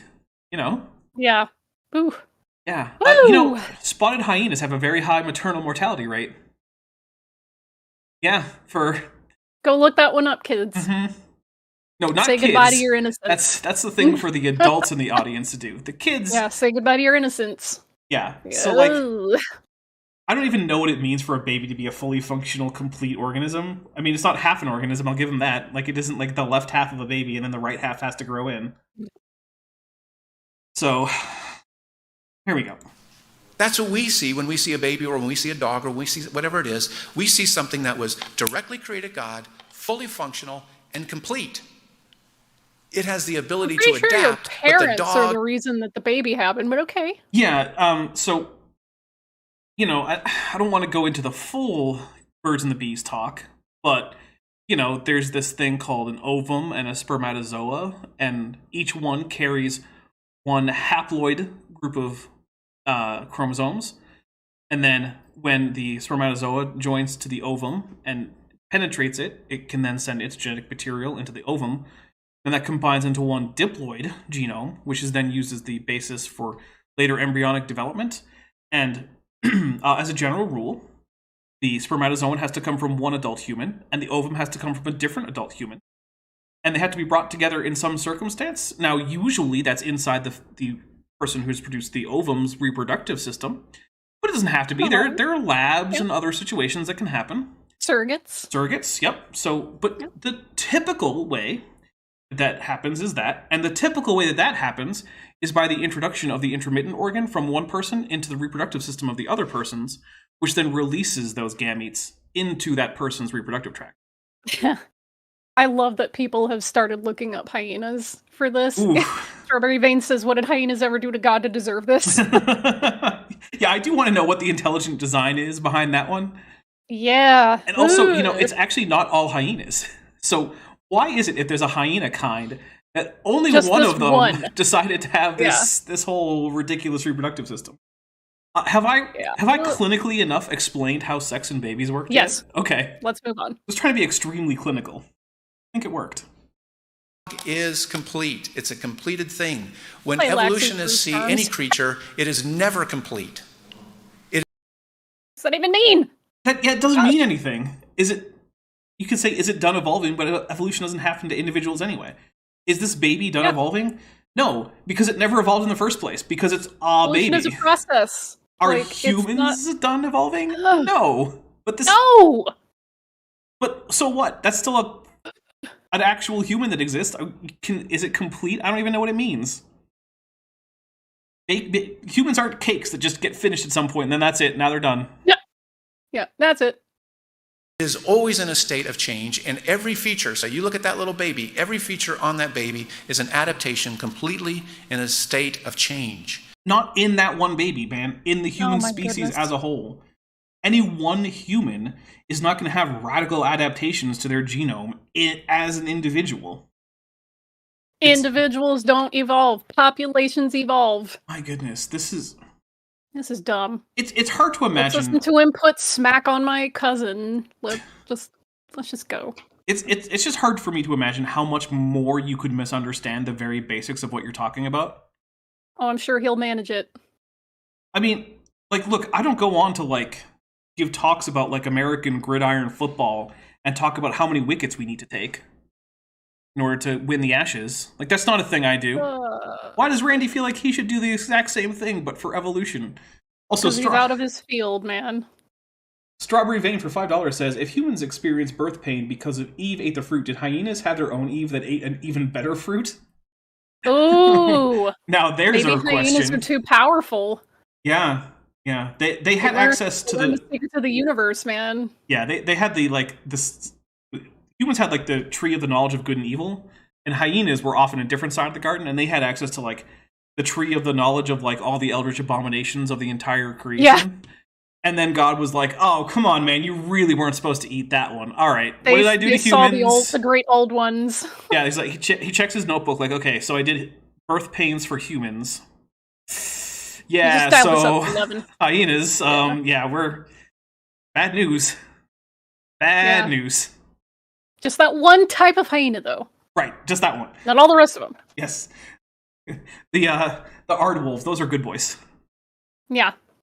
They get the no horrible, ridiculous maternal mortality. Ridiculous, yeah. Which would also result in high infant mortality, since, pretty sure those pups aren't surviving that. And they somehow manage. It's crazy. Yeah. They've managed to not be extinct. So point number 4, we have to ask, what was Darwin's purpose in forming his theory? Fundamentally anti-designer. Okay. Saying this isn't X is not being anti-X, right?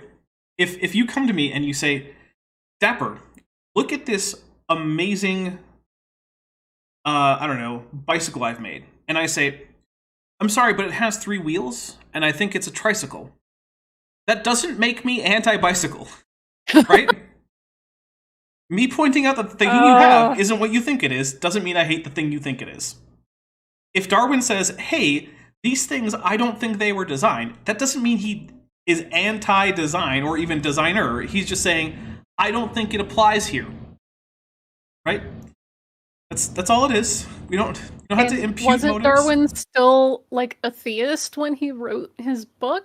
So he seems to have been on the voyage of the Beetle, so he didn't publish On the Origin of Species until long after he was back. And I do believe that by the time he was done with that, he was at least an agnostic. But then again, even the 6th edition of The Origin, which is the final edition, is full of references to a creator. So I do think he was still at least open to the idea.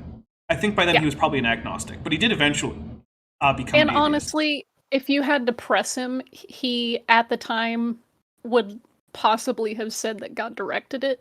So, who knows? Yeah. And I mean, look, Darwin was never a little Orthodox Christian according to what Randy would believe it takes to be one, right? So, even in his theist days, Randy would probably reject Darwin's Christianity because Darwin was probably a Unitarian. He was raised as a Unitarian, even though he went to an Anglican seminary. So, yeah. Which, of course, is a heresy. Hashtag no true Christian. Yeah, well, it is hard to be a true Christian these days, at least if you talk to evangelicals. Yeah, really. Yeah. Goodness. Anyway. Who also will be like, Christianity is the biggest religion in the world. It's like, not according to you, it's not. Mm-mm. And it's mathematically not, anyway. It is not to explain the diversity of life on Earth. Darwin's theory was to explain, as Francis Ayala, who was the president of the American Academy of Sciences, it was to explain why creatures look so incredibly designed and why they look so highly engineered, but really weren't. They don't look engineered. I mean, look, they don't look designed. At first blush, they kind of do, right? Then again, it depends on your definition of design. So, whatever. Anyway, Vandalia 1998 for $2 said, if there was a designer, a lot of them need a recall. Yeah. Elbow recalls, knee recalls, ankle recalls, elbows. Spine recalls. Elbows. Yeah. Oh, you know what's a great idea? Let's just have big old nerves just running through unprotected, this joint that's just exposed to getting bumped around. That won't cause problems with nerve damage, except, oh wait, yes it will. And so this paper in the Proceedings of the National Academy of Sciences discusses, of all things, Darwin's greatest discovery. Why would a scientific magazine be producing this? Because scientists are inherently religious, and they're just as fixated on God as anybody else. That is a lie. Oh, goodness. That is a blatant untruthitude. It's literally because someone wanted to take a look at the historical effect that one famous scientist has had on the field in which he worked. That's it. That's all it is. Are we gonna say this is science conspiracy? Are we gonna say outright lying? Because I have both of those squares on my bingo card. Heck, check them both off. It's fine by me. Yeah. Forget this. Also, I'm not actually in charge of making sure that you are not cheating on bingo, nor is there any prize for winning. So, like, it's sort of like ever done bird watching? No. So bird watchers have a book in which they write down or check off or whatever which species they've seen, right? And there are rules about whether or not it counts that you've seen this particular bird. But here's the thing. No one is going to check your book on bird watching, right? No one's checking your work. Right. Now, if you show it to someone and they ask, they might decide that you don't count, but so what? It's your book. It's your book, right? Same thing with bingo. No one's going to check. No one's going to call you out for cheating. There's no governing body. So check off your bingo card as you like. B 2022 for £5 says off topic, but AIG is a. Hold on, I gotta because we're about to get a bunch of. That joke about jumbo jamboree of joysticks and Johnsons. Yeah, I saw all the J's and I just started laughing. Sorry. Am I sure there's no alcohol in this? I am actually. Meldaborn for $5 says, well, the fall is a common excuse for bad design in nature, far more than the effects of the fall listed in the Bible. So much for biblical literalism. Yeah, the thing is, the fall is never actually used to really explain anything in particular. It's just like, oh, that's why plants have thorns and why parasites exist. Like, okay. I will say, Cyrillen saw a bald eagle on the way home just now. Like, that's America speaking to you. Like, yeah, the spirit of America has descended upon you. It has. Rembrandt 972 says untruthitude. That actually comes from an old SNL skit with Samuel L. Jackson in a courtroom.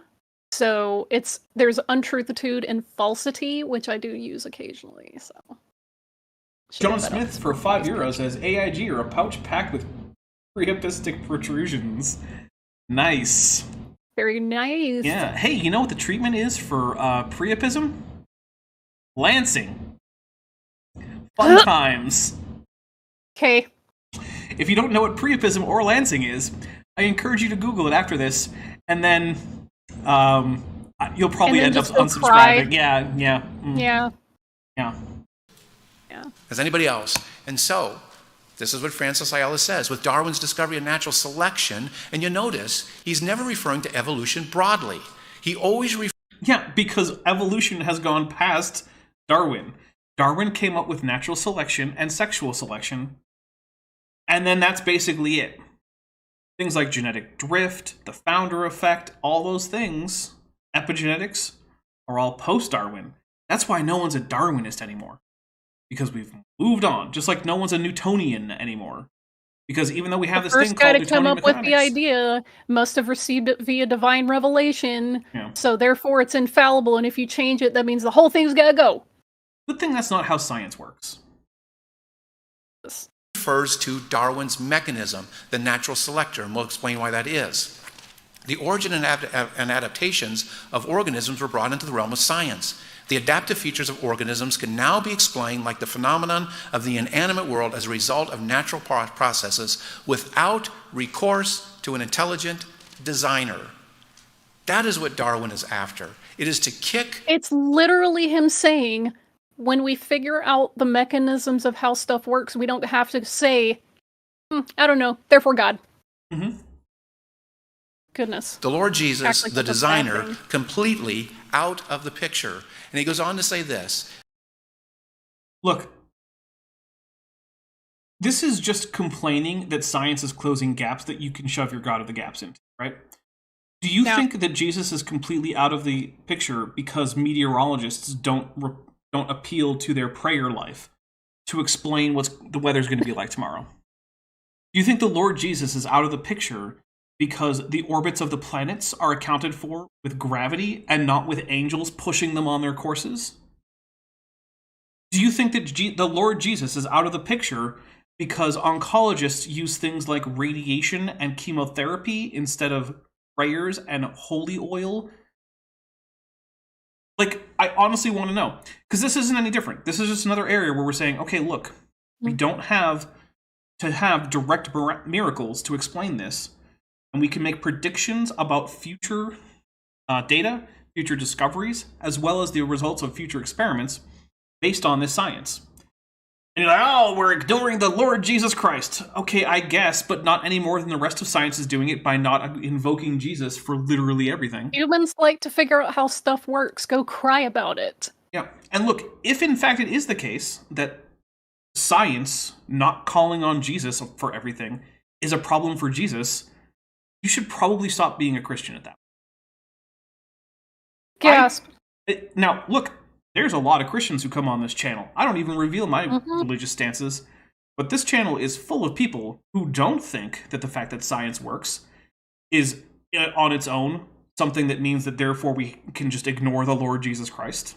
That's not how it works for most people. You do not have to literally stop being a Christian if you believe in evolution. That is not mutually exclusive.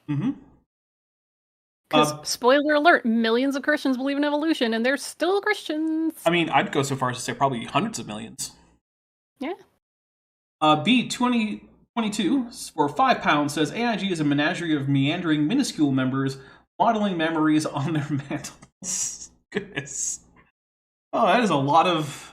I really appreciate the alliterative ones. Those are always... Monger Official is saying, I think we just got why is science. Yeah, no, that definitely counts as why is science on bingo. Why is science. Yeah. That Darwin's theory of natural selection accounts for the design of organisms. Boom! It's not the diversity that Darwin needs to explain.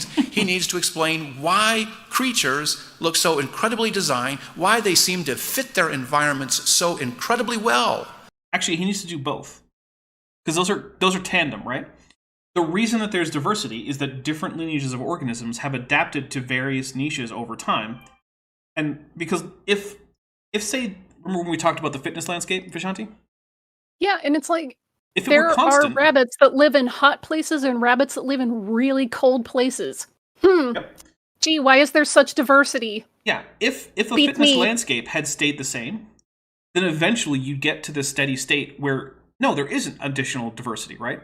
Diversity would hit a plateau, and then it would just sit there. So evolution explains not just the diversity and not just the adaptation. It actually explains both. Because when you do have a shifting fitness landscape, you do have different populations that have to adapt to different environments and who get different adaptations and split into subpopulations that no longer can come back together. Those are hand in hand, right? It's like saying Newton explained gravity, but he didn't explain orbits. No, that's part of the same thing, right? You can analyze them separately, but they're fundamentally part of the same thing. The reason that, like, your phone drops and shatters into a million pieces when you drop it from a height of 2 feet, it's ultimately the same reason that the moon keeps going around the Earth. Yeah. But no, of course not. Well. Which are all the evidences of a designer. So he wants to explain not the diversity of creatures. Darwin is after explaining the design. You just read the book, this is man. So dumb. Darwin's book literally says not that. It says he's describing both diversity and adaptation because, again, are the same thing. Tapioca Weasel got bingo. Wonderful note. I have to catch a train. So as much as I'd love to listen to Randy here, as long as you're not catching the slow train. As long as you're not catching the slow train from Philly. Oh my! As long as I'd love to sit here and listen to him talk nonsense, I actually have interesting things to go do. So. Well, will you be wearing feeders next time? Yes. All right. Now I'm going to let everyone know. Next time is not next week. Not next week. I think the week after, though. Probably. Oh, yeah. So there's something else that's coming out next week. We won't be doing a Dapper Reacts, but we're going to get to that towards the end. Vishanti, have a wonderful time. I hope that you accomplish what business you have at the other end of the train tracks. Hooray! Good luck. I'm excited. Darwin speed. Because we can't say Godspeed, because, we're Darwinists. That's our new religion. The Darwin speed. Yes. Darwin speed. All right. Talk to you later. All right. So we're going to make sure that Vishanti is here with us in spirit, we'll bring back the Vishanti on an Ashalot. There we go. Dr. Tapioca Weasel has gifted 5 Dapper Dinosaur memberships. They've gone to Tesla Ranger, Trail Mix, Tyler West, Pensen. Okay, hold on. I'm going to get this. Pensen Stitch. There we go. Sorry about that. And Chris McDaniel. Welcome to the channel. Everybody, please do send some not pelagic tunicates. Send tetrapods. Only tetrapods. No pelagic tunicates. Look, you don't have to live under the thumb of Vishanti anymore. She's not here. You can send all tetrapods if you want to. which you totally should, because they're obviously better than pelagic tunicates. All right, here we go. I'm gonna hit play. Of creatures, how they look designed, and their wondrous diversity as a result of natural processes, the gradual accumulation of spontaneous original variations or mutations sorted out by natural selection. Now there's your first clue to the substitute designer. Did you catch it in that quote? If not, I'll back it up. From now on until the day you die, this is a long time, hopefully, every time you hear the phrase natural selection, you will always see within one or two words of it a verb. There will always be a verb. Hey, everybody, look! Randy Guliuzza has figured out how grammar works. He's figured out that sentences tend to have verbs. Wow! Randy, good job! You managed to get into 4th grade here. Goodness. Yeah, no kidding, there's usually a verb near a noun. Who'd have thought? Because design demands a designer and it demands an agent, and Darwin's goal was to get a substitute agent in that could work as if it had intelligence. B22 says, 2022, sorry, I keep doing that, says Gish Gallop for the next channel emoji. Well, first, I'm not sure how close to a channel emoji we are. I'll try to look into it right now. But also, what would a Gish Gallop emoji look like? Like, would it be a horse that says Gish? Like, I'm not sure. Because one of the things is, the emojis that end up being pretty small. So text is hard. I mean, I managed it with a few of them by using very small phrases. So Gish might work, but would it obscure like a horse? Or is it just a hoof? So yeah, I'm not sure. I mean, it's an interesting idea. I do like it because, we get Gish Gallops all the time. But let's take a look. I don't believe we're actually all that close to a new emoji. I'm double checking right now. Okay, so look, right now it says I need 9 more members, but here's the thing. Last time I checked during one of these and it said something like that, it was a lie. So I don't want to say that we definitely only need 9 more members, because, again, I've been lied to before by YouTube. So, yeah, I don't want to go ahead and say that that's the case. Let's see. Savage Cobra Kind Official says normally he's in remedial kindergarten science. Yeah, okay, fair. Put Gish's head on a horse? I don't think that would translate in something as small as an emoji. So yeah, I don't know. I mean, look, if we get to the point where we can get a new emoji, and people put in, like, good ideas for what a Gish Gallop emoji would look like, I will seriously consider it. Alright, so here we go. More Randy. Where in this quote is the verb? Okay, let's see. Accounts, there's one. There's accounts. Gradual accumulation of spontaneous sorted out. So sorted is a verb. So there's 2. Yeah. So the main verb though we're going to go with is accounts. So Darwin's theory of natural selection. The subject, that noun phrase is the subject. Accounts is the verb, and then with the for in there, it's sort of an indirect object. But English is also weird because it likes to just stick prepositions after verbs, and then most languages, those verbs wouldn't have a preposition, and so it kind of muddles the water a little bit there. But I would actually say it's probably more like a direct object if you were to diagram it out. But I'm also not going to diagram it out because I don't want to. Sorted. Well, okay, but accounts, Randy. Accounts is the main verb here. Sorted out by is actually a modification of natural selection. It's actually more like an adjectival phrase. Sorted out by. The verb is accounts. Randy, that's the main verb here. Counts. It's all right. You're only in 4th grade. And so that's what you need to look for, young people. Natural selection will always be doing something. It will always be acting. Mike T, I think, goes with arisen.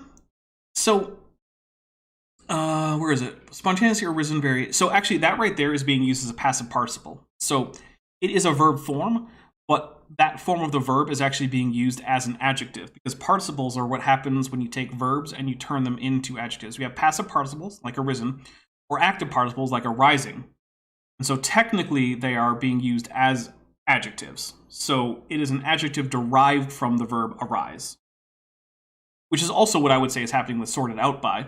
I would say that right there is being used as an adjectival phrase, and that sorted out is not past tense. In fact, it is the passive participle form. Now, the fact that English generally has active participles that sound a whole lot like gerunds and passive participles that sound a whole lot like this in the past makes things confusing. English is kind of weird like that. So that is my take on arisen. But also, I'm not in grammar class, so I don't know. As if it had a brain and as if it had intelligence. I mean, kind of, right? So, it's... Look, let's say you wanted to sort things into two piles of big and small. You could do that intelligently with a brain, right? You could just look at things and say, okay, this is big enough to go in the big pile, this is small enough to go in the small pile. But also, if you had like a filter, right, that also did that, so it retained small things, it retained big things and let small things go through, because that's how filters work. That's not intelligent. It's not deciding. It's just how nature works. And if nature happens to work in a way that sorts things in a way that a mind could, that does not mean that nature has a mind, or that you're implying that it does. Also, B, 2022, got it right that time, gifted a membership, and it went to John Smith. So welcome, John Smith. Everybody, send tetrapod emojis. No pelagic tunicates. I don't want to have to start banning people for all this pelagic tunicate nonsense. All right, here we go. Why? Because the moment you project selective ability onto something, you have projected onto it intelligence and volition. In order to select... No, you haven't, right? Look, I've gone over it so many times with Randy Guliuzza. You guys know it's true. There are numerous times where many, many biologists have explained why natural selection is not an intelligent agent, and we're just slightly anthropomorphizing an unintelligent process in nature. And the thing is, humans anthropomorphize things all the time without taking seriously the idea that the thing they're anthropomorphizing is actually a human-like thing, right? If you see ominous clouds, and you say, gee, I think it might decide to rain, that's just a colorful way of saying those clouds look like they might rain sometime. That's not you actually imputing consciousness to the weather such that it can decide to rain or not. Just a figure of speech. Select. You must be intelligent, and you must be able to make a choice. And Darwin needed to get God's ability to do those out, and he slipped them in. Actually, he didn't get God's ability to do that out. He just noticed that there was another option. If evolution is true, it actually doesn't preclude the idea that God could miraculously design some creature. We just don't have any evidence that it's happened. If there's a God, and he is in fact omnipotent, and evolution is true, those are all compatible statements, and nothing would prevent that God from coming in and being like, haha, tweaking an organism. We just don't have any good evidence that such a thing has happened, so it's also not clear to me exactly what such evidence would be, although a chimerical animal would be pretty good evidence. So if we found like a real griffin, that would be pretty good evidence. So as you look at this, within natural selection, suddenly natural selection can do something, and natural selection can what? Sort. What does that mean? Good ones, not so good ones. These, that. Yeah, like a filter. An unintelligent filter can also sort. Doesn't take intelligence to sort. In fact, you don't even need a filter. So, have you ever noticed how if you open a bag of chips, the small crumbs are at the bottom and the big whole chips are at the top? That's because if you shake up a container full of solid objects that are of different sizes, the small ones can fit through the cracks between the larger ones, whereas the large ones tend not to be able to do that. So over time, anything like that that's jostled about will tend to sort so that the bigger objects are at the top and the smaller ones are at the bottom. That is a naturalistic, non-intelligent sorting mechanism.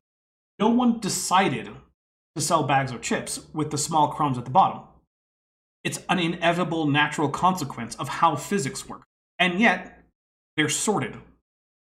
Sorting does not require intelligence. Sorting can be done via intelligence, but it doesn't have to be. You will always find a verb. Act, favor, sort, weed. It will always be there. Hooray! Once again, Randy Guliuzza has figured out that verbs exist, and that natural selection is a noun phrase, and therefore is often associated with a verb. Well done, Randy. Always. Because natural selection is not a real thing. It is a way of viewing nature. It's not real. I mean, it's experimentally verified to be real. So actually, we didn't talk about the Luria-Delbruck experiment in the degree that I wanted to, because not only does it debunk the only viable version of Randy's idea, it also demonstrates natural selection. So the Luria-Delbruck experiment, I already started talking about it. The idea is, do mutations happen in response to environmental pressures? So the way it worked is you take some bacteria and you spread them out so that you get individual colonies, right? The idea behind this is that each colony is going to basically be, hopefully, descended from a small number of initial bacteria. They're all going to be relatively closely related. And then you take these individual colonies and you expose them to an antibiotic. I believe at the time they probably used penicillin. I don't really know. It doesn't really matter which one. Now, if Randy is right and organisms sense their environment and adapt in ways that look like evolution to everyone else, right? Which means that they do have to change their genomes. That means that they have to induce mutation in response to environmental pressures. So if that happens, then it should not actually matter much which original colony the bacteria were taken from. They should all mutate at similar rates to adapt to similar amounts of antibiotics. So when you come back and you look at multiple generations of these bacteria being exposed to increasing amounts of antibiotics, you should see that the different lineages have about the same level of resistance. Now, if on the other hand, mutation is random, and bacteria just either happen to have a mutation allowing for this resistance or not, then what you should see is an uneven amount of antibiotic resistance in the different colonies and the different lineages that you grow. Some should start out already having a reasonably high degree of antibiotic resistance. Some should start out with essentially none, and some will start out with a middling amount. Now, over time, all lineages should either go extinct or increase their level of resistance to the antibiotic in question, which is what happened in the Luria-Delbruck experiment. But, unsurprisingly to everyone now, when the experiment was carried out originally, and if it's repeated now, actually find that bacteria start out with highly variable amounts of resistance to the antibiotic of choice, which indicates that these mutations were pre-existing and random. And also, when you carry it through, there's no way to predict with any high degree of precision at which generation the bacteria will develop which amount of resistance. You can predict that they will increase their resistance over time or go extinct, that's fine. But you can't actually precisely predict what generation will get what level of resistance. The Luria-Delbruck experiment has completely demolished, before it was ever thought up, continuous environmental tracking, because Randy can't just rely on epigenetics and phenotypic plasticity, because he has to explain differences between species that are known to be genetic, known to be part of the genome. Which means the only option he has is induced mutation. And we know that that's not how it works, because we've done the experiment. And also, that experiment also confirmed natural selection, in that that is the reason why, despite starting with randomized mutations, all lineages either go extinct or develop increasing levels of resistance to the antibiotic. It's a great experiment. Mostly because it just shows what an idiot Randy is. Alright, here we go. Let's keep going. You can't see it. It's a way that you project onto it, and so he sees nature as being able to sort.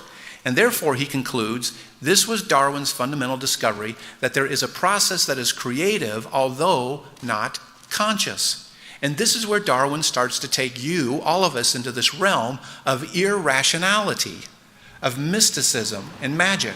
So in this phrase right here, since we're in the afternoon, it might as well be quiz time. We're going to do a Q&A where you get to ask me questions. I get to ask you some. Have you in your entire life ever seen... Hold on a second. I want to rewind a second here. What does that say at the bottom? He's underlined one part, but what's it say after that? This is Darwin's fundamental discovery, that there is a process that is creative, although not conscious. Oh no, he did say that. Never mind. I'm sorry. I thought he ignored that bit, because I personally think it shows that they're not doing what he says they're doing, but whatever. We're going to do a Q&A where you get to ask me questions. I get to ask you some.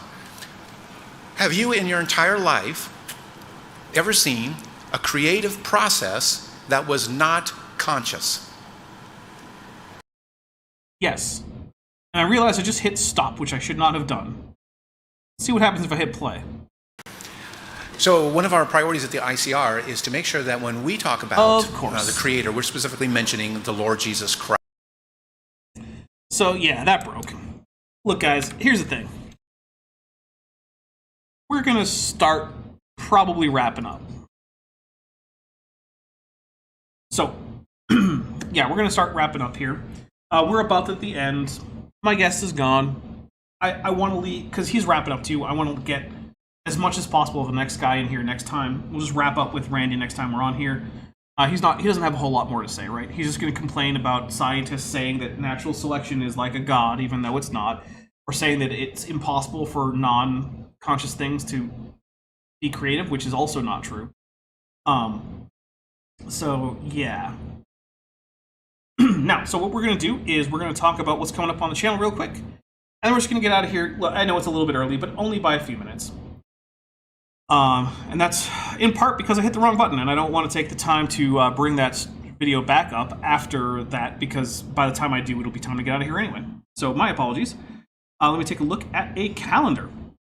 Okay, so on Tuesday, I am hoping that we will be having a Matt with Maddie. I have not actually heard back from Maddie yet, though, so if I don't hear back from Maddie, I don't know what we're going to be doing. We're going to be doing something, though. There will be a show on Tuesday. I'm just hoping it's Matt with Maddie. If it's not, I'll talk to Bent.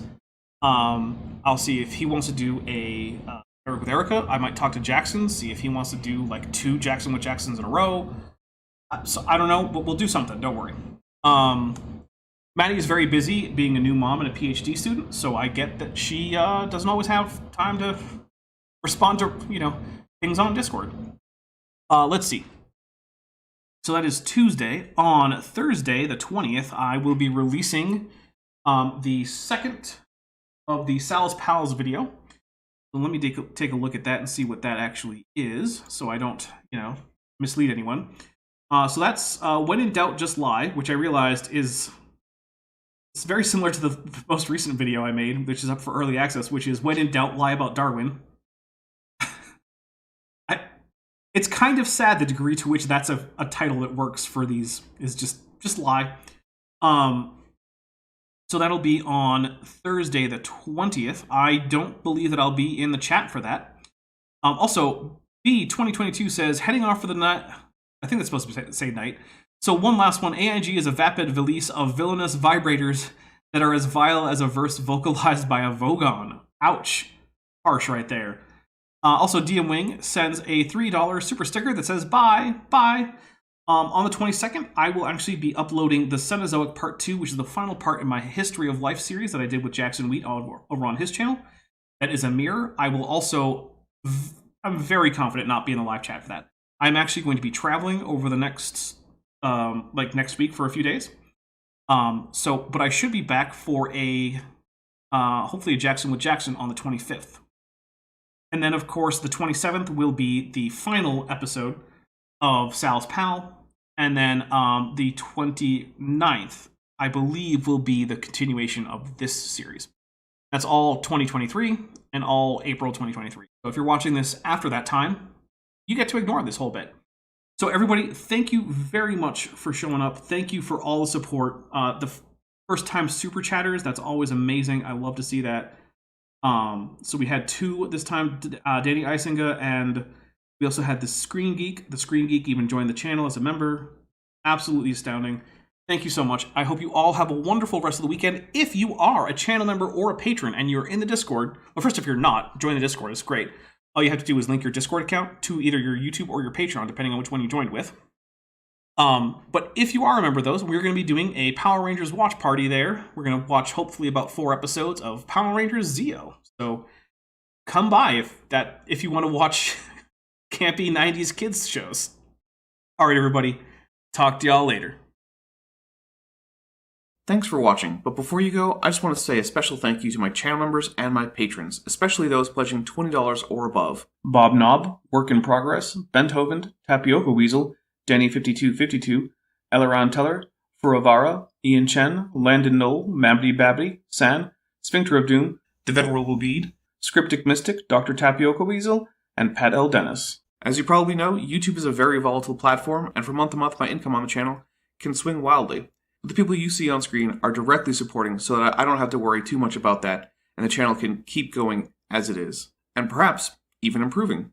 If you'd like to join this team, there are links below to join the channel or in the description to join the Patreon.